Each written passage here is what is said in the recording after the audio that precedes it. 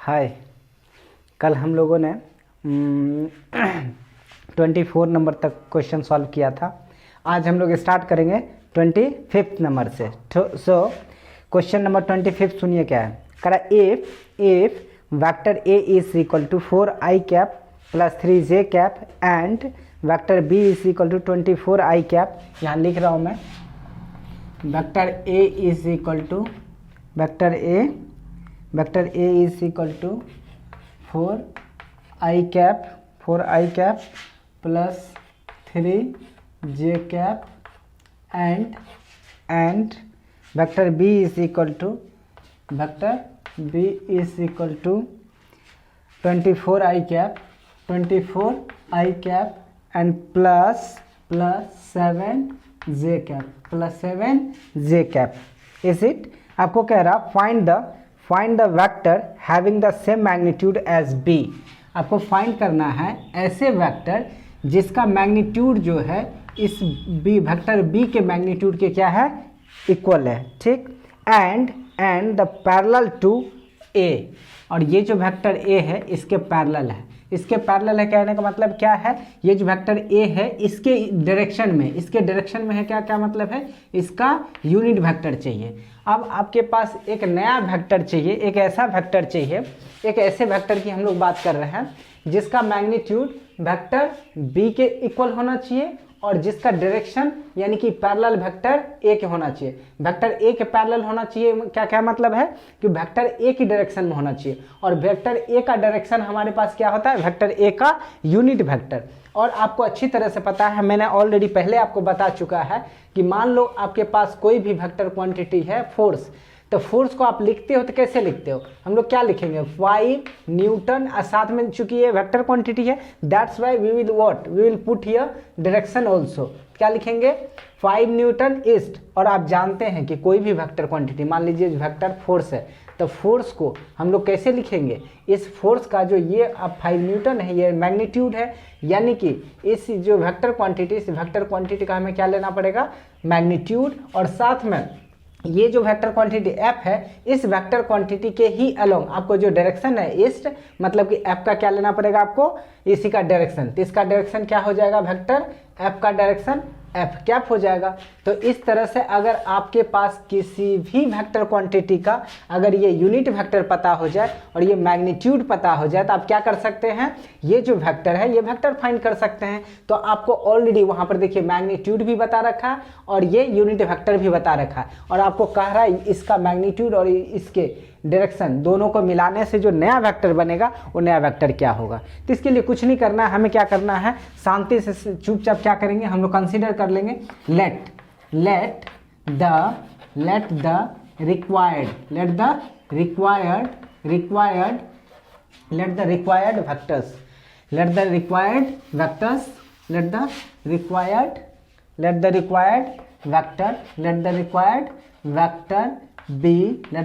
Vector B, मान लीजिए कुछ भी आप वेक्टर आर कंसीडर कर लेते हैं। जब वेक्टर आर कंसीडर कीजिएगा तो इस वेक्टर को फाइंड करने के लिए जो मैग्नीट्यूड होना चाहिए वो मैग्नीट्यूड होना चाहिए किसके, बी के इक्वल। तो बी के इक्वल अगर इसका मैग्नीट्यूड आपको चाहिए तो वेक्टर बी का मैग्नीट्यूड निकालने आपको पता है क्या हो जाएगा, अंडर रूट बताइए 24 का स्क्वायर एंड प्लस आपके पास कितना, दूसरा कितना है 7 का स्क्वायर। और ये चीज़ हमें बताने की ज़रूरत नहीं है, मुझे लगता है आपको मैं कल कई बार बता चुका हूँ, कोई भी वेक्टर क्वांटिटी अगर ए एक्स आई कैप के फॉर्म में होता है प्लस ए वाई जे कैप के फॉर्म में होता है, तो इस वेक्टर का जो मैग्नीट्यूड हम फाइंड करते हैं तो कैसे करते हैं, under root vector A X का square plus vector A Y का स्क्वायर, इसका जो मैग्नीट्यूड है इसका स्क्वायर। तो सिंपल सी बात है, आपको किसके इक्वल वेक्टर का मैग्नीट्यूड चाहिए था, वेक्टर बी के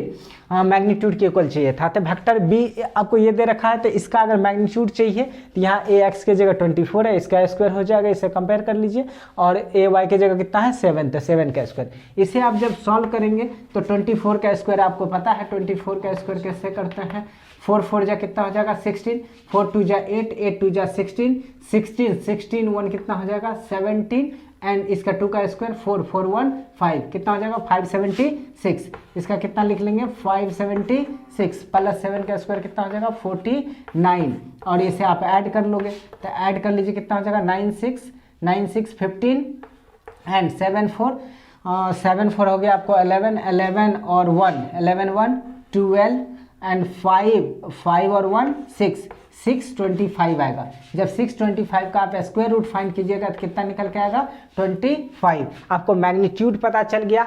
अब आपको वेक्टर ए का क्या चीज़ चाहिए, यूनिट वेक्टर। तो वेक्टर ए का यूनिट वेक्टर के लिए आपके पास जो फॉर्मूला होता है वो आपको अच्छी तरह से पता है क्या है। ये जो यूनिट वेक्टर है, इस यूनिट वेक्टर का फॉर्मूला कैसे निकालते हैं, vector A by magnitude of vector A. तो सबसे पहले हम क्या करेंगे, वेक्टर ए का मैग्नीट्यूड निकाल लेंगे। एंड नाउ वेक्टर ए का मैग्नीट्यूड अगर आपको चाहिए तो वेक्टर ए का मैग्नीट्यूड कैसे निकालेंगे, देखिए आपको ऑलरेडी वेक्टर ए भी दे रखा है, तो सिमिलरली अभी जो कुछ देर पहले मैंने बताया था उसी की हेल्प से इसका भी निकाल सकते हैं।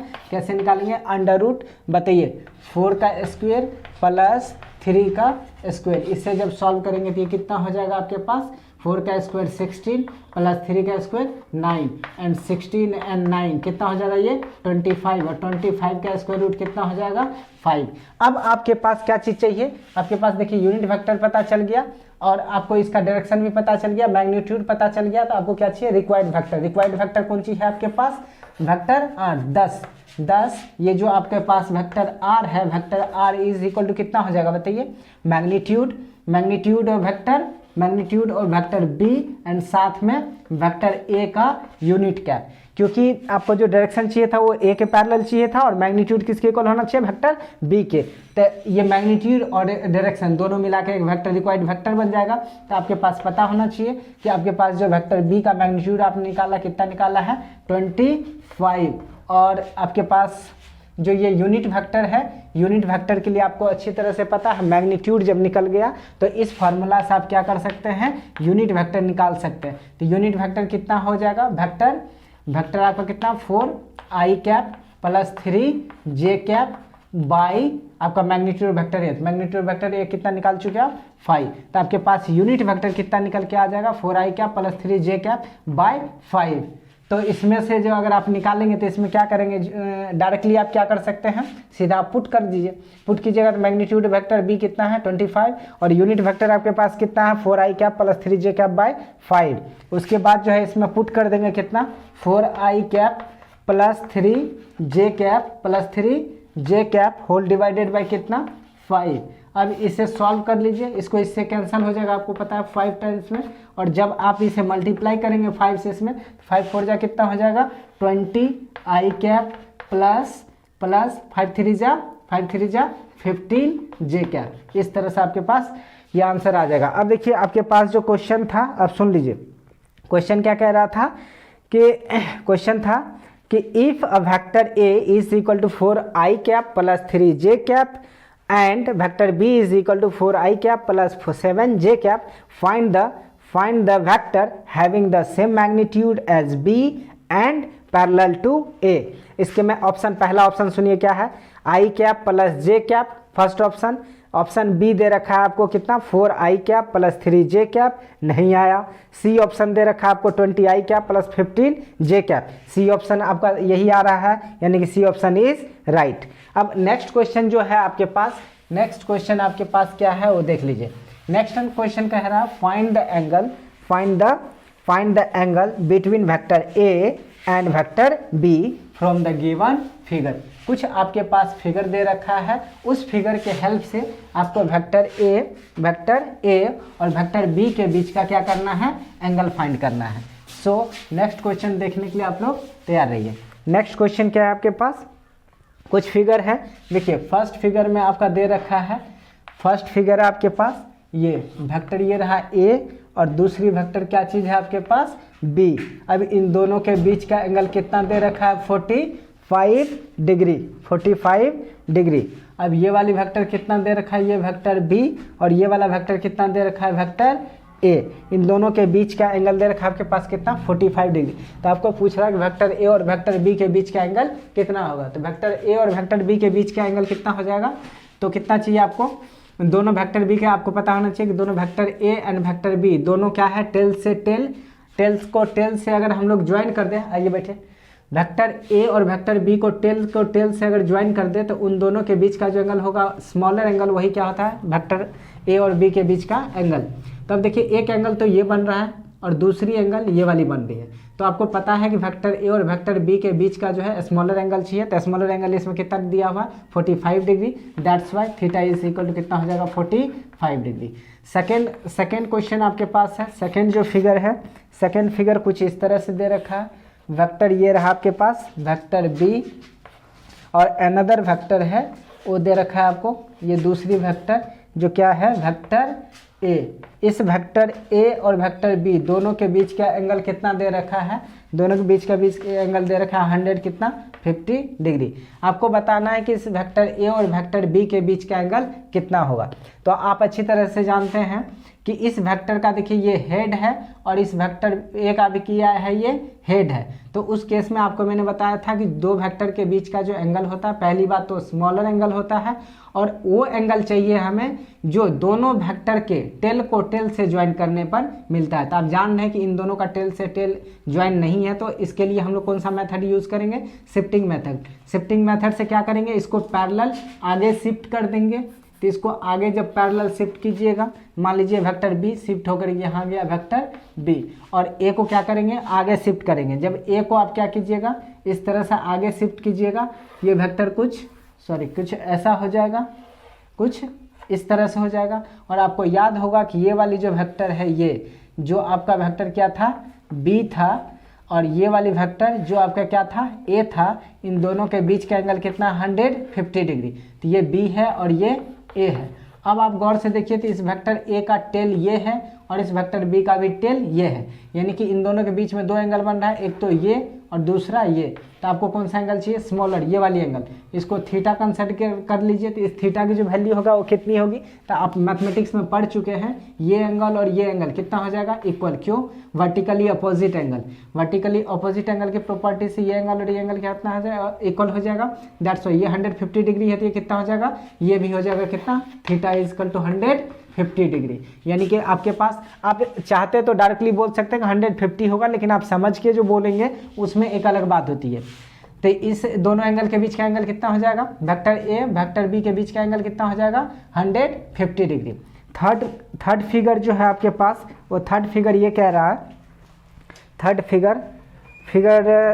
कह रहा है आपके पास, ये थर्ड नंबर का जो फिगर है वो कह रहा है कि वेक्टर ए वेक्टर ये बी है और अनदर वेक्टर ये ए है। इन दोनों के बीच का, ये दोनों जो वेक्टर देख रहे हैं वेक्टर ए और वेक्टर बी, ये इन दोनों लाइन के बीच का जो इंक्लिनेशन है वो दे रखा है आपको 145 डिग्री। आपको चाहिए बताना है कि वेक्टर ए और वेक्टर बी के बीच का एंगल। अब भी देखिए ये जो वेक्टर ए है इसका ये क्या चीज़ है टेल, और इसका टेल यहाँ है, दोनों का टेल से टेल मैच नहीं कर रहा है। तो अब भी हम इस एंगल को नहीं बोल सकते वेक्टर ए और वेक्टर बी के बीच का एंगल। इसके लिए हमें क्या करना पड़ेगा कि सबसे पहले इन दोनों वेक्टर को टेल से ज्वाइन करना पड़ेगा, और टेल को टेल से ज्वाइन करने के लिए हम लोग कौन सा मेथड यूज़ करते हैं, शिफ्टिंग मेथड। तो क्या करेंगे, ये वेक्टर तो जैसे आप इसे ऐसे ही रहने दीजिए, जैसा है वैसे ही रखिए। इस वेक्टर को क्या कीजिए, थोड़ा सा आगे शिफ्ट कर दीजिए। इस वेक्टर को जब थोड़ा सा आगे शिफ्ट कीजिएगा तो ये वेक्टर कुछ ऐसा हो जाएगा। अब वेक्टर आपके पास बी हो जाएगा यहाँ पर और वेक्टर ए हो जाएगा कुछ इस तरह से। अब जानते हैं इस वेक्टर हमें इसको शिफ्ट किया है तो ये वेक्टर लगभग ये से था और ये वेक्टर कुछ ऐसा था। अब इन दोनों के बीच का एंगल आपको दे रखा है, कितना डिग्री दे रखा था ऑलरेडी 145 डिग्री। तो अब सोच लीजिए ये 145 डिग्री है, सॉरी इसकी डायरेक्शन ये थी और इसकी डायरेक्शन क्या थी, ये थी। और आपको जो एंगल दे रखा था वो एंगल कौन सा दे रखा था, ये, और दूसरी बात ये, यानी कि ये वाली एंगल नहीं दे रख करके आपको कौन सा एंगल दे रखा है, ये वाला एंगल। और ये वाला एंगल कितना दे रखा है 145 डिग्री। जब ये 145 डिग्री है तो बताइए ये कितना हो जाएगा। इस एंगल को आप थीटा मान लीजिए। तो आप जानते हैं कि लाइन पे टोटल कितना का एंगल फॉर्म होता है 180, यानी कि थीटा इज इक्वल टू कितना हो जाएगा 180 और माइनस कितना हो जाएगा 145 डिग्री। आप जब इसे सब्ट्रैक्ट करेंगे तो 10 - 5 दैट इज 5, यहाँ 7 - 4 दैट इज 3, 1 - 1 0, यानी कितना डिग्री हो जाएगा 35 डिग्री। यानी कि वेक्टर एंगल ए और वेक्टर बी और वेक्टर ए दोनों के बीच का एंगल कितना हो जाएगा 35 डिग्री। नेक्स्ट क्वेश्चन जो आपके पास फिगर है वो फिगर कुछ इस टाइप का है, देख लीजिए। नेक्स्ट फिगर है आपके पास, नेक्स्ट फिगर जो है आपके पास ये कुछ ऐसा है। ये 4 नंबर का जो फिगर है, नंबर 4 में फिगर दे रखा है आपको। एक वेक्टर है ये ए और अनदर वेक्टर आपके पास क्या दे रखा है ये बी, और इन दोनों के बीच का एंगल कितना दे रखा है, between vector A and B is 100। दोनों का जो इंक्लिनेशन है, ये दोनों वेक्टर 120 डिग्री पे इंक्लिनेशन है। आपको फिर से बताना है वेक्टर ए और वेक्टर बी के बीच का एंगल क्या है। तो angle between vector A and vector B find करने के लिए सबसे पहले तो दोनों वेक्टर के टेल को टेल से ज्वाइन करना पड़ेगा। और देखिए वेक्टर ए का टेल यहाँ पर है और वेक्टर बी का टेल यहाँ, यानी कि दोनों का टेल अलग अलग है, मैच नहीं कर रहा है। तो इसे क्या करेंगे आप, शिफ्टिंग मेथड से दोनों वेक्टर के टेल को टेल से ज्वाइन कीजिए। तो ये वेक्टर का टेल यहीं रहने दीजिए, ये रहा वेक्टर आपका बी, ये क्या है वेक्टर बी। इस वेक्टर को क्या कीजिए, आगे शिफ्ट कर दीजिए, ऐसे आगे जब शिफ्ट कीजिएगा तो ये हो जाएगा अब वेक्टर आपका ए। अब देखिए इस वेक्टर ए का टेल ये और वेक्टर बी का भी टेल ये। आपका वेक्टर कैसा था, देखिए ये था आपका वेक्टर पहले, और ये वाला वेक्टर इन दोनों के बीच का था 120 डिग्री। और आपको एंगल जो है वो है वेक्टर कौन सा एंगल, वो ये वाला एंगल। आप जान रहे हैं कि इसके दो एंगल बन रहा है, एक तो ये और दूसरा ये, और ये बड़ा एंगल है और ये स्मॉलर एंगल है। तो कोई भी दो वेक्टर के बीच का एंगल कौन सा लेते हैं आप, स्मॉलर एंगल। तो थीटा अगर आपको चाहिए तो थीटा इज इक्वल टू कितना हो जाएगा, फिर से एक लाइन बन रहा है, ये 120 डिग्री तो कितना 60 हो जाएगा, यानी कि 180 माइनस 120 डिग्री दैट इज कितना हो जाएगा 60 degree. That's clear. Next question आपके पास जो है 5th नंबर का फिगर में ये कह रहा है ये वेक्टर आपके पास ए है और ये आपके पास वेक्टर क्या चीज़ है बी है। इन दोनों के बीच का इंक्लिनेशन क्या दे रखा है 60 डिग्री। आपको बताना है वेक्टर ए और वेक्टर बी के बीच का angle, what is the angle between vector A and vector B. देखिए अब भी इन दोनों का भी टेल मैच नहीं कर रहा है, तो इसके लिए भी क्या करेंगे, शिफ्टिंग कीजिएगा। इस वेक्टर के अगर इस वेक्टर को भी शिफ्ट करना पड़ेगा और इस वेक्टर को भी शिफ्ट करना पड़ेगा, क्योंकि किसी एक वेक्टर के शिफ्ट करने से टेल नहीं मैच करेगा। तो इस वेक्टर को क्या कर लीजिए, आगे शिफ्ट कर लीजिए। जो वेक्टर यहाँ था वेक्टर वो यहाँ आ गया, और इस वेक्टर को क्या कीजिए, ऐसे पीछे शिफ्ट कर लीजिए। अब देखिए आपका पहले जो वेक्टर था वो कुछ इस टाइप का था और दूसरा वेक्टर जो था वो कुछ इस टाइप का था, और आपको इन दोनों के बीच का एंगल कितना दे रखा है 60 डिग्री। और आपको चाहिए अब जो एंगल आपका बन रहा है वो वेक्टर ए ये है, इसका टेल ये, और इस वेक्टर बी, ये जो वेक्टर कौन सा था, वेक्टर ये था बी, और ये वेक्टर कौन सा है, ये वेक्टर बी, और ये कौन सा वेक्टर ए। इन दोनों के बीच का 60 पहले से पता था। इस वेक्टर को हमने आगे शिफ्ट किया और इस वेक्टर को फिर हमने इधर शिफ्ट किया। अब जो आपके पास वेक्टर ए और वेक्टर बी, अब आपका वेक्टर ए ये हो गया और वेक्टर बी आपका ये हो गया। अब देखिए वेक्टर ए का टेल ये और इस वेक्टर बी का भी टेल ये, दोनों मैच कर गया। तो दोनों के बीच का जो स्मॉलर एंगल, तो एक एंगल तो ये जान रहे हैं आप, रिफ्लेक्स एंगल ग्रेटर एंगल होगा इससे, तो स्मॉलर एंगल यही होगा। इस एंगल को आप थीटा कंसीडर कर लो। अब थीटा की वैल्यू क्या होगी, तो आप जान रहे हैं 60, ये भी कितना हो जाएगा 60। तो थीटा इक्वल टू कितना हो जाएगा 60 degree. Why, because vertically opposite angle क्या होता है, इक्वल। ये 60 ये भी कितना हो जाएगा 60। इस तरह से आपके ये सारे क्वेश्चन बन गए। अब आपको कुछ और इसी में रिलेटेड क्वेश्चन होगा, एंगल से रिलेटेड क्वेश्चन। आपको क्या फाइंड करना है, आपको बताना है कि दो आपको वेक्टर क्वांटिटी दे रखी है। पहली वेक्टर क्वांटिटी देख लीजिए, आपके पास कह रहा है what is the angle between vector A, what is the angle between vector A and -3/2 vector A, -3/2 vector A. अब देखिए आपको बताना है कि वेक्टर दिस मच और वेक्टर दिस मच, इन दोनों वेक्टर के बीच का एंगल क्या होगा।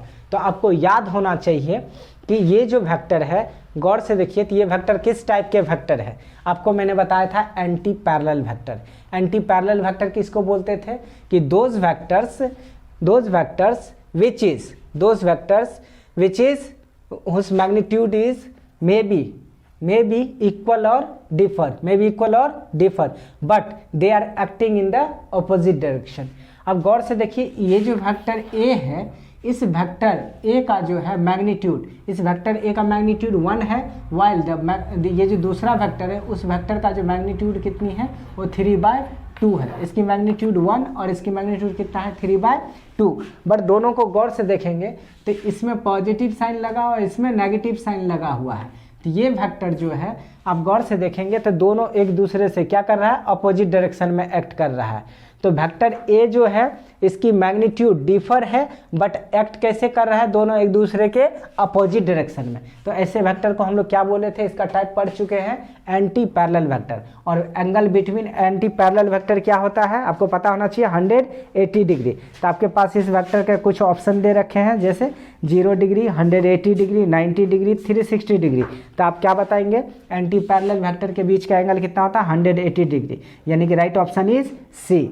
आपके पास 28 नंबर का क्वेश्चन क्या कह रहा है, 28 का क्वेश्चन है अगला, what is the angle between 3a। अगला क्वेश्चन देखिए, अगला क्वेश्चन है 3a and vector 3a and question number 28 angle between vector 28 का क्वेश्चन है what is the angle between 2a, what is the angle between 2a, what is the angle between 2a and 4a। आपको बताना है कि इन दोनों के बीच का एंगल कितना होगा। तो आपको याद होगा पैरेलल वेक्टर्स का मैंने डेफिनेशन बताया। पैरेलल वेक्टर्स के डेफिनेशन क्या था, कह रहा है those vectors having the same direction and its magnitude may be equal और डिफर। तो इसकी मैग्नीट्यूड देख लो आप, इस वेक्टर ए, फर्स्ट वेक्टर इसको कुछ भी मान लीजिए वेक्टर ए एंड ये वेक्टर इसको कुछ भी कंसीडर कर लो वेक्टर बी। तो वेक्टर ए का मैग्नीट्यूड आपके पास कितनी आ रही है 2 और वेक्टर बी का मैग्नीट्यूड कितना आ रहा है 4। तो दोनों का मैग्नीट्यूड क्या है, अलग अलग है, बट ये भी पॉजिटिव ये भी पॉजिटिव, और ये भी वेक्टर ए का ही 2 टाइम्स है और ये वेक्टर ए का 4 टाइम्स है। मतलब कि दोनों सेम ही वेक्टर है, ये वेक्टर ए है, दूसरा वेक्टर क्या है वो भी यही है, दोनों पॉजिटिव है मतलब सेम डायरेक्शन में है। तो सेम डायरेक्शन में कैसा वेक्टर होगा, ये पैरेलल वेक्टर होगा। अब पैरेलल वेक्टर के बीच का एंगल कितना होता है 0 degree. That's Y vector 2a and vector 4a दोनों के बीच का एंगल कितना हो जाएगा 0 डिग्री। अब इसका ऑप्शन देख लीजिए 28 नंबर में कह रहा है क्या, वेक्टर ए जो ऑप्शन नंबर ए में 0 डिग्री, बी में 90 डिग्री एंड बी में ए में 0 डिग्री, ए में 0 डिग्री, बी में 90 डिग्री, सी में 180 एंड नन ऑफ दिस। तो आपको पता होना चाहिए 28 में क्या होगा, इसका दोनों के बीच का 0 डिग्री, यानी कि option A is right. And 29 number question करा what is the angle between 3a। अब देखिए फिर से 29 नंबर का क्वेश्चन में आपको फिर से क्वेश्चन दोहरा दिया, कह रहा कि 29 number question what is the angle between vector 3a and -5a, इन दोनों के बीच का एंगल कितना होगा। तो आपको पता होना चाहिए आपका पहला ऑप्शन दे रखा है what is the angle between vector 3a and -5 vector a। और उसके बाद और क्वेश्चन इसमें है what is the ratio of the magnitude of this 2 vectors.